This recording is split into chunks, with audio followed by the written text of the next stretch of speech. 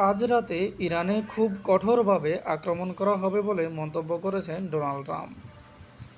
আজ বৃহস্পতিবার নিজের সোশ্যাল মিডিয়া প্ল্যাটফর্ম ট্রুথ সোশ্যালে দেওয়া এক পোস্টে তিনি বলেন, যুক্তরাষ্ট্র আজ রাতেই ইরানকে খুব কঠোরভাবে আঘাত করবে। একই সঙ্গে তিনি দাবি করেন, ইরানের নৌ, বিমান ও আকাশ প্রতিরক্ষা সক্ষমতা ও সামরিক শক্তির বড় অংশই ইতিমধ্যে ধ্বংস হয়ে গিয়েছে। যুক্তরাষ্ট্রের প্রেসিডেন্ট ডোনাল্ড ট্রাম্প আরও বলেন, যুক্তরাষ্ট্র শীঘ্রই ইরানের উপর খুব কঠোরভাবে হামলা করবে এবং দেশটির গুরুত্বপূর্ণ তেল ও গ্যাস অবকাঠামো নিয়ন্ত্রণ নেওয়ারও পরিকল্পনা রয়েছে, যার মধ্যে খার্ক দ্বীপও অন্তর্ভুক্ত রয়েছে। ট্রাম্প আরও বলেন, ভবিষ্যতে যুক্তরাষ্ট্র খার্ক দ্বীপ এবং অন্যান্য কৌশলগত জ্বালানি ব্যবস্থাপনার নিয়ন্ত্রণ নেবে, ইরানের তেল ও গ্যাসের বাজারের উপর নিয়ন্ত্রণ প্রতিষ্ঠা করবে। তিনি এই পরিকল্পনাকে ভেনেজুয়েলার জ্বালানি খাতে যুক্তরাষ্ট্রের ভূমিকার সঙ্গে তুলনা করেন।